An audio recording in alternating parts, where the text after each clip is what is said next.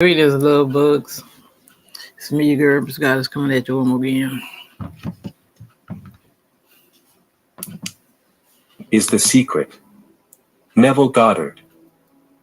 Preface. This book is about the art of realizing your desires. It explains the mechanism used in the production of the visible world. It is a small book, but not at all light. There is a treasure in it, a clear and definite path, which will help you to realize your dreams. If it were possible to bring conviction to another, by reasoned arguments and detailed examples, this book would be many times its size. However, it is rarely possible to do so by written statements or arguments. Given the suspended judgment, it always seems plausible to say that the author was dishonest or naive, and therefore, his evidence was flawed.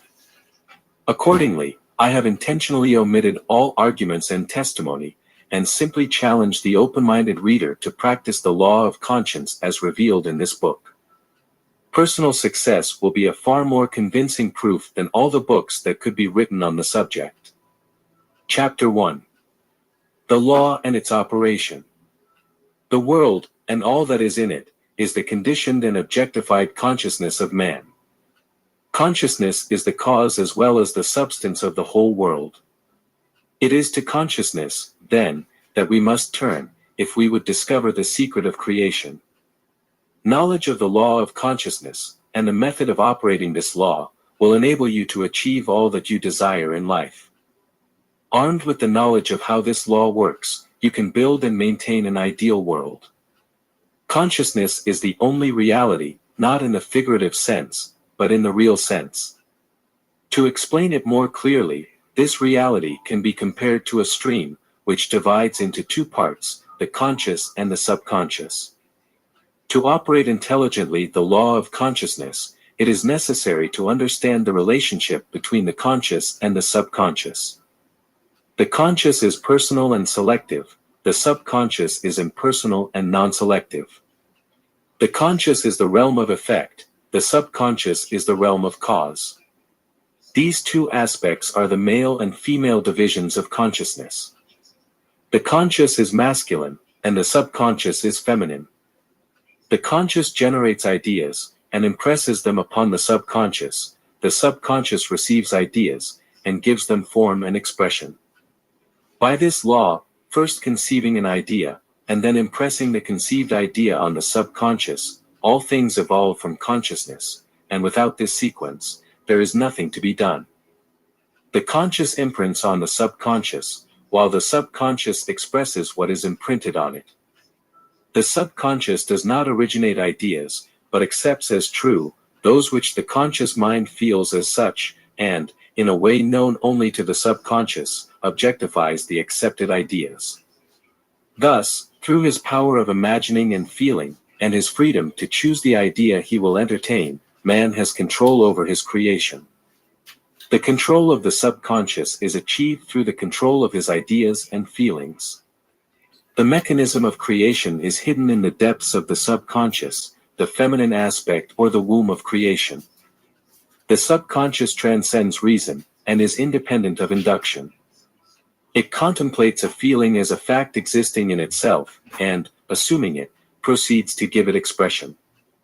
The creative process begins with an idea, and its cycle runs its course as a feeling, and ends in a will to act. Ideas are imprinted in the subconscious, through feeling. No idea can be imprinted in the subconscious, until you begin to feel it, but once it is felt, whether good, bad, or indifferent, it will express itself. Feeling is the only means by which ideas express themselves in the subconscious. Therefore, the man who does not control his feelings can easily impress the subconscious with unwanted states. By controlling feelings, I do not mean repressing or suppressing feelings, but disciplining oneself to imagine and appreciate only those feelings that contribute to one's own happiness. Controlling feelings is very important for a full and happy life. Never harbor an unwanted feeling or support any prejudice in any form. Do not focus on your imperfections, nor on those of others. Otherwise, you will be unconsciously imprinting those limitations. What you do not want to be done to you, do not feel that it should be done to you or to another. This is the whole law for a full and happy life. All the rest is talk. Every feeling produces a subconscious impression, which must be expressed, unless it is counteracted by a more powerful feeling, of an opposite nature. Whichever of the two feelings dominates, it is the one that is expressed. To say I am healthy is a stronger feeling than to say, I will be healthy. To feel that I will be is to confess that I am not, and I am is always stronger than I am not. What you feel you are, always dominates over what you feel you would like to be, and therefore, for the desire to be realized, it must be felt as a state in which it already is, a reality, rather than as a state in which it is not. Feeling precedes manifestation, and is the basis upon which all manifestation rests. Be careful with your moods and your feelings, because there is an unbreakable connection between your feelings and your visible world. Your body is an emotional filter, and bears the unmistakable marks of your predominant emotions. Emotional disorders, especially repressed emotions, are the cause of almost all diseases. An intense feeling about some harm that is not verbalized or expressed is the beginning of disease, both in the body and in the environment. Do not harbor the feeling of regret or failure, because frustration, or the distancing from your goal, will eventually produce disease. Think feeling only the state you wish to realize. Feeling the reality of the state sought, and living and acting from that conviction, is the way of all apparent miracles. All changes of expression come about through a change of feeling. A change of feeling is a change of destiny. All creation occurs in the domain of the subconscious. What you must acquire, then, is a reflexive control of the functioning of the subconscious, that is, control of your ideas and feelings.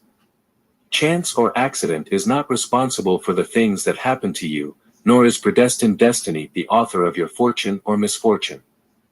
The impressions of your subconscious determine the conditions of your world.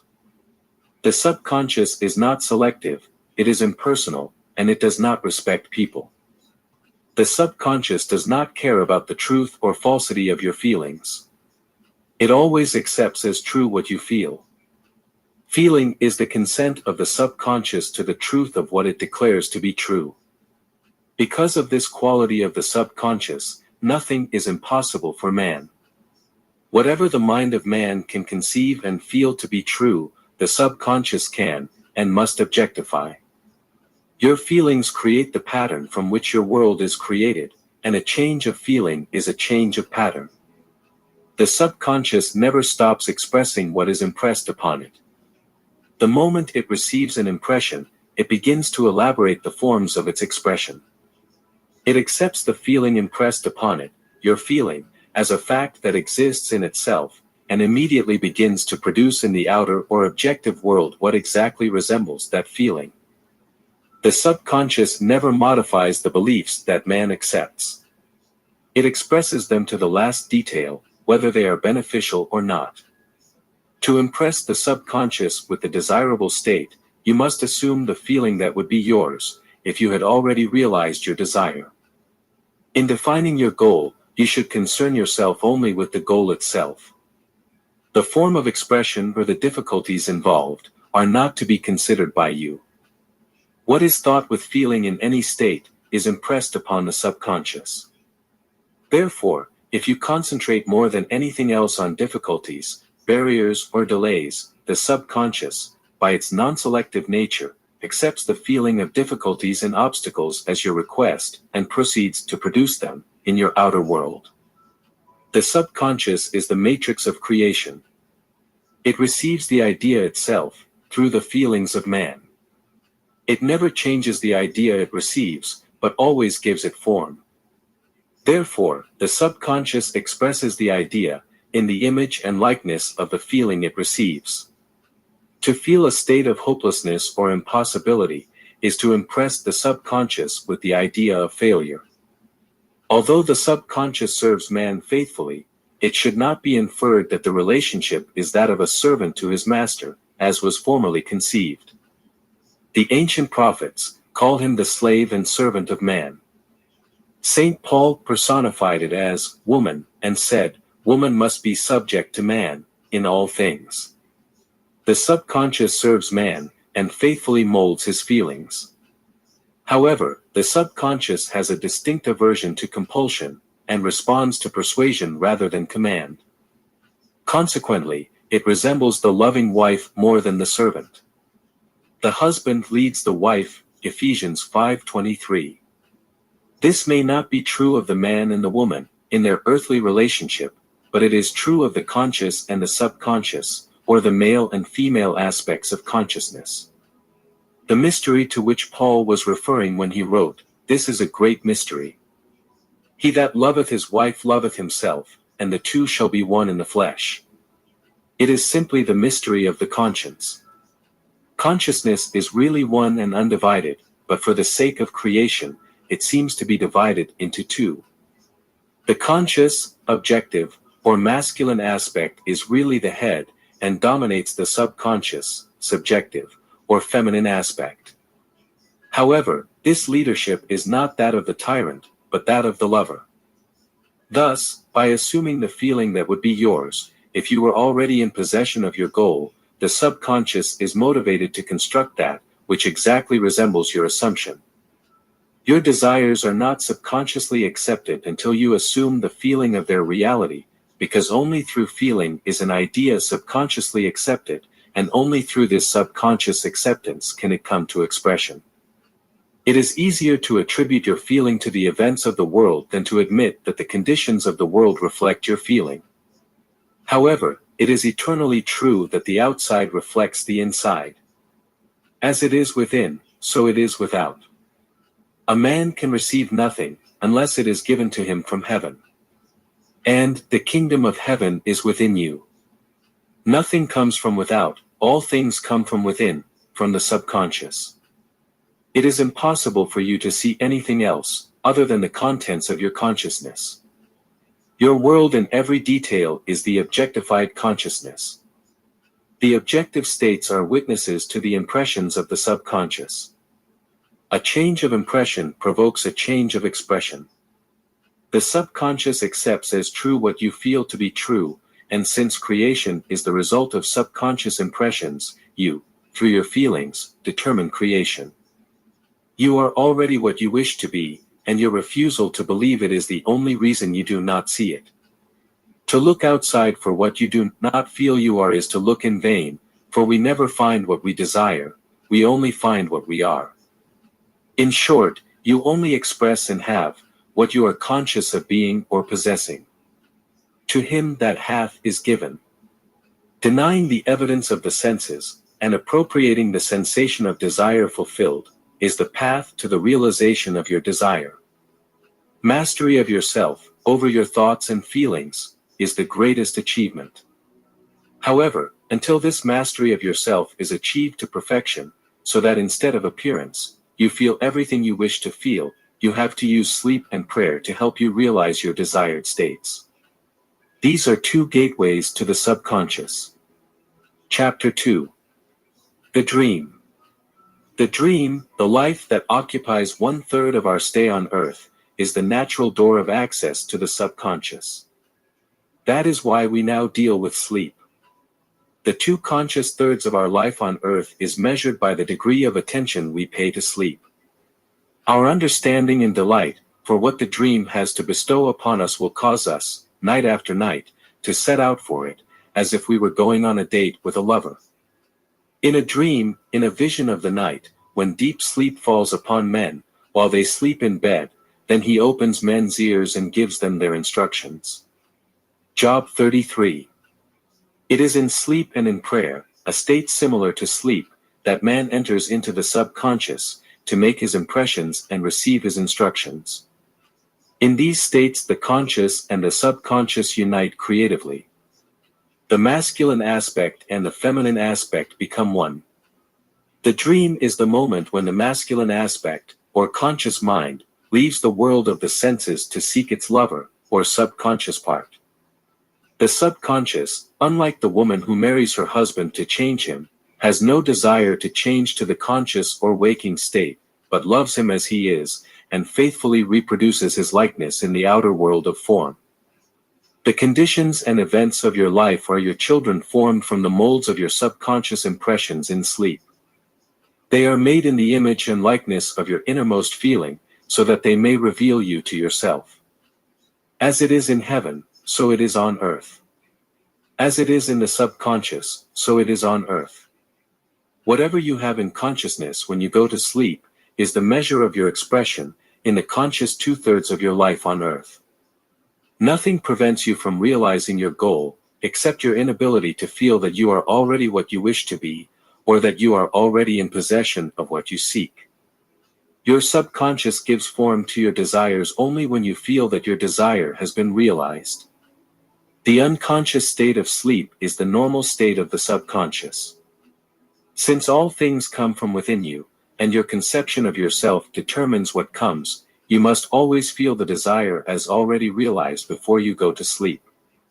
You never bring from deep within yourself what you desire, you always bring what you are, and you are what you feel you are, as well as what you feel to be true of others.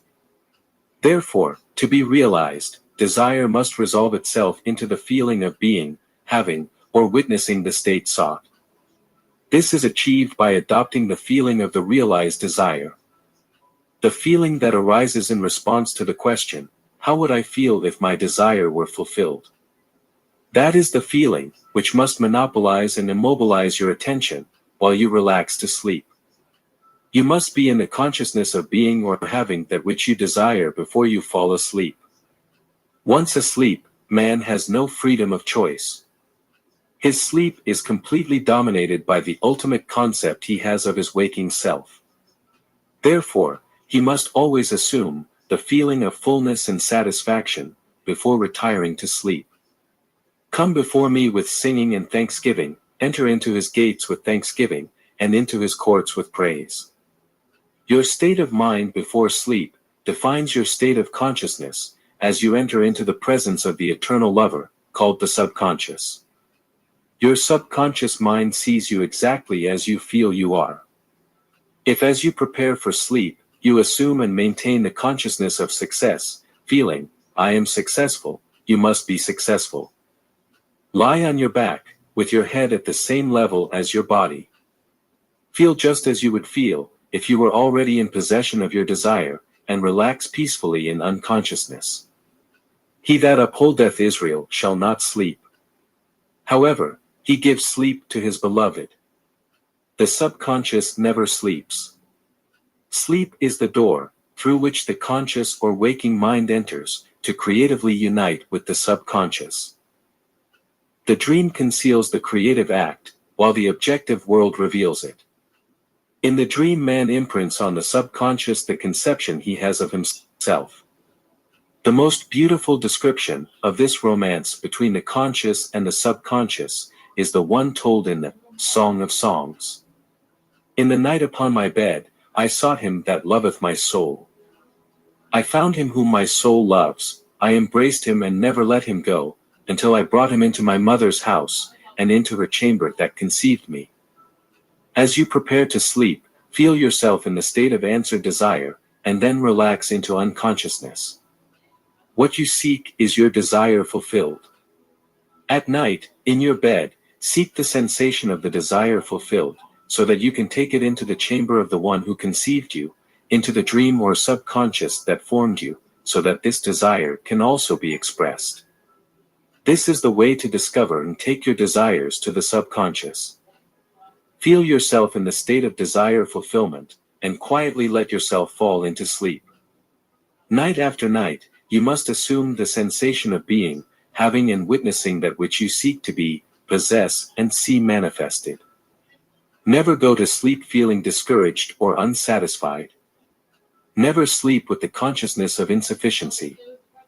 Your subconscious, whose natural state is sleep, sees you as you believe you are, and whether what you believe is good, bad, or indifferent, the subconscious will faithfully express your belief.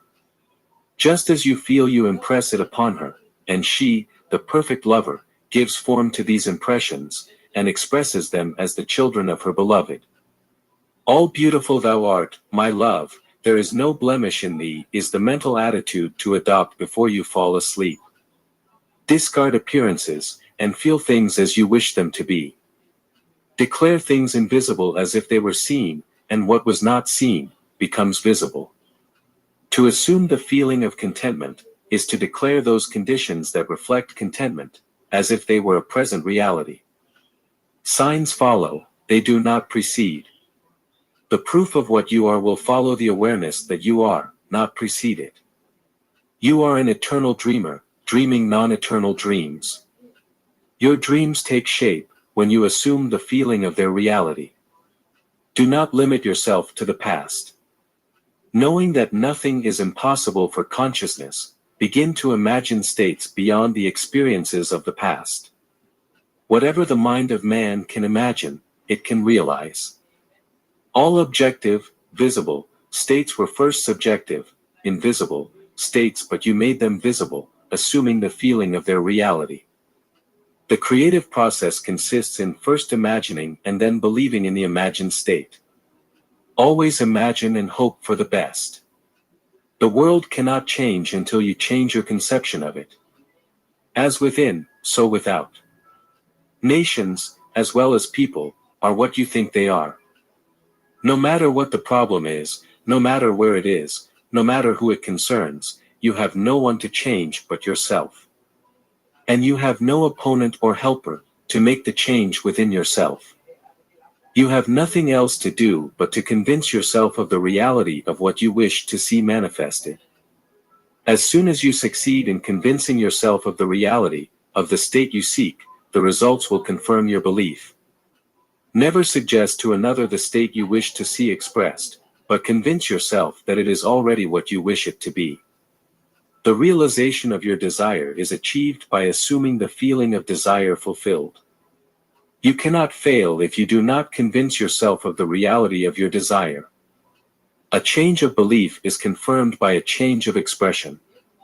Every night, when you go to sleep, feel satisfied and undefiled, with a clear mind, because your subjective lover always forms the objective world, in the image and likeness of your conception of it, the conception defined by your feeling. The conscious two-thirds of your life on earth always corroborate or attest your subconscious impressions. The actions and events of the day are effects, they are not causes. Free will is only freedom of choice. Choose today whom you will serve. It is your freedom to choose the kind of mental disposition you assume, but the expression of that disposition is the secret of the subconscious. The subconscious receives impressions only through man's feelings, and in a manner known only to the subconscious, gives form and expression to these impressions. Man's actions are determined by his subconscious impressions.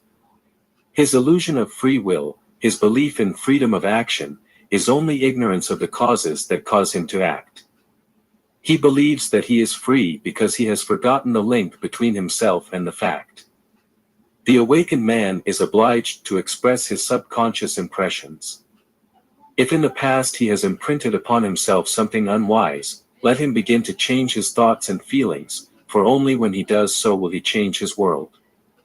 Do not waste a moment in regretting, for to think while feeling the mistakes of the past is to keep reinfecting yourself.